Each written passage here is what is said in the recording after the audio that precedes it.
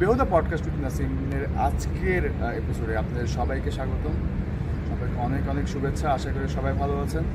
তো আমরাও আজকে সেম প্লেসে আবার ব্যাক করেছি এবং লাস্ট টাইম আমরা ভিডিওটা করতে যাই তখন আমরা কিছু প্রবলেম ফেস করছিলাম, পারমিশনগত রিলেটেড কিছু প্রবলেম।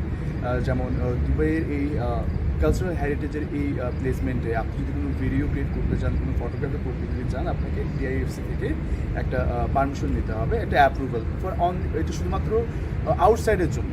ইনসাইডে করার জন্য আপনাকে মিডিয়া থেকে একটা অ্যাপ্রুভাল নিতে হবে। তো আমরা ইনসাইডের কোনো হাউসের মধ্যে আমরা কোনো ভিডিও শ্যুট আমরা এখন পর্যন্ত আমরা করতে পারিনি, পারমিশন আমরা এখনও পাইনি। তো আমরা যে পারমিশনটা পেয়েছি সেটা হচ্ছে শুধুমাত্র আউটডোরের মধ্যে যে প্লেস যেগুলো আছে সেগুলোকে আমরা কভার করতে পারবো। তো আজকে পারমিশন নিয়ে আমরা 4টা থেকে ভিডিওগুলো শুরু করেছি। বেশ ছোটো ছোটো বেশ কিছু ভিডিও আমরা আপলোড করবো, আপনারা দেখবেন। আমরা বিভিন্ন ধরনের সারাউন্ডিংগুলো আমরা দেখবো, আমরা বিভিন্ন আউটের যে ভিউজগুলো আছে সেটা আমরা দেখবো। আজ আমরা আছি সিন্দাগা হিস্টোরিক্যাল ডিস্ট্রিক্টে। আমরা এখন শেখ ছিলেন, শেখ মাকদুমের যে পুরনো যে বসতবাড়ি, সেই বসতবাড়ির মেইন গেটে আমরা এখন আছি এবং এই এরিয়াটার বিভিন্ন আমরা দেখবো, বিভিন্ন ছোটো ছোটো যে হাউসগুলো আছে সেগুলোর আউটডোরগুলো আমরা দেখবো। আমরা আউটডোর ভিউটা আজকে আমরা আসলে কভার করার চেষ্টা করতেছি, কারণ এটা এত বড় একটা এরিয়া, আমাদের পক্ষে সম্পূর্ণটা একদিনের মধ্যে পুরোটা এক এক করে কভার করাটা খুব কঠিন হয়ে যাবে। তো আজকের ভিডিওটা আমরা শুরু করছি। তো দেখা যাক কতটুকু যাওয়া যায়।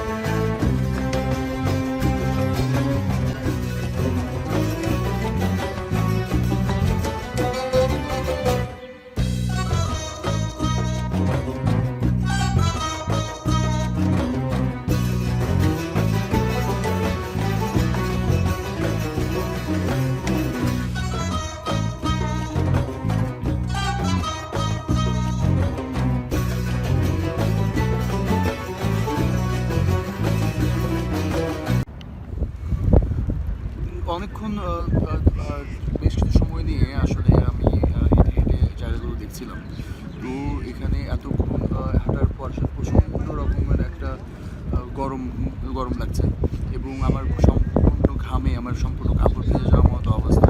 তো আমরা এটার পাশেই আপনার কত সুন্দর একটা ভিউ, সামনে আর কি ছোটো ছোটো কিছু চেয়ার দেওয়া আছে সুন্দর করে, আপনি চাইলে সেখানে বসে করে আপনি রিল্যাক্স হতে পারেন। আমি চেয়ারে বসে আছি এবং এখানে একটু সুন্দর বাতাসে একটু চিন্তা করার চেষ্টা করছি আসলে আমরা জীবনে আসলে কত কিছু করছি, জীবনে কত সুন্দর সুন্দর মুহূর্তগুলো আসলে আমরা হারিয়ে ফেলছি জীবনের ব্যস্ততার মাঝে। আমরা আসলে যে সুখের পিছনে দৌড়াই, যে সাকসেস যে সফলতার পিছনে আমরা আসলে দৌড়াই, আসলে এই সফলতা আসলে আমরা কোথায় খুঁজে পাই? একসময় মনে হতো যে লেখাপড়া যখন শেষ হবে অথবা ভালো একটা জব করলে মোটামুটি মাসে ভালো একটা স্যালারি যদি হয় তাহলে হয়তো সুখ চলে আসবে, তাহলে হয়তো আমি সাকসেসফুল নিজেকে বলতে পারবো, আমি নিজেকে সুখী বলতে পারবো। কিন্তু এখন একটা সময় আসার পর দেখা যাচ্ছে আসলে কোথায় কোথায় সেই সুখ, কোথায় সেই সফলতা। তো সফলতার ডেফিনেশন নিয়ে অনেক কথা আসলে বলা যায়, সব এক একজন সফলতার ডেফিনেশন এক এক ধরনের। তো আমার কাছে সফলতার ডেফিনেশন মানে হচ্ছে সেটা শান্তিতে থাকা, আপনি দুশ্চিন্তা মুক্তভাবে অথবা আপনার মৌলিক যে চাহিদাগুলো আপনি এখানে পূরণ করবেন এবং এই মৌলিক চাহিদা পূরণ করার জন্য যে প্রয়োজনটুকু আপনার দরকার, যে অর্থের প্রয়োজনটুকু আপনার দরকার এবং এবং আপনি যেভাবে চাচ্ছেন সেভাবে আপনি পাচ্ছেন কি না, যদি পেয়ে থাকেন তাহলে জীবনে আপনি এটাকে আপনি সফলতার একটা এক্সাম্পল হিসেবে নিতে পারেন। এই তো লাইফের মধ্যে আমরা কতদিন থাকবো? তো এই আমাদের যে সুযোগগুলো দেওয়া হচ্ছে আমাদেরকে, আমাদের এই এত সুন্দর পৃথিবীর এত সুন্দর সুন্দর জায়গাগুলো দেওয়া হচ্ছে, তো আমরা দেখার চেষ্টা করবো একটা প্লেস। তো দেখা যাক, আমরা একটু ভিউটা আমরা ফিল করি, ভিউটা দেখি আজকে সমুদ্রের ভিউটা দেখেন আপনারা, আশা করি ভালো লাগবে।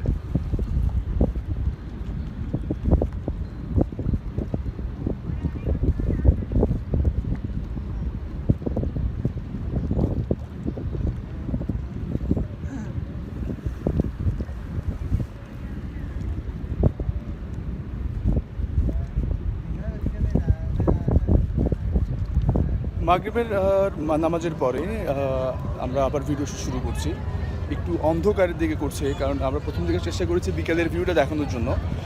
তো বিকেলের ভিউটা আমরা যতটুকু সম্ভব হয়েছে আমরা ততটুকু করেছি। আমরা এখন দেখব নাইট মোডে how it's look like Dubai, রাতের সময়ের যে লাইটিং, যে আলোর যে সজ্জা, আলোকসজ্জা আসলে সেটা আমরা আসলে দেখব যে কত সুন্দর করে সাজানো হয়েছে এই সিটিটাকে।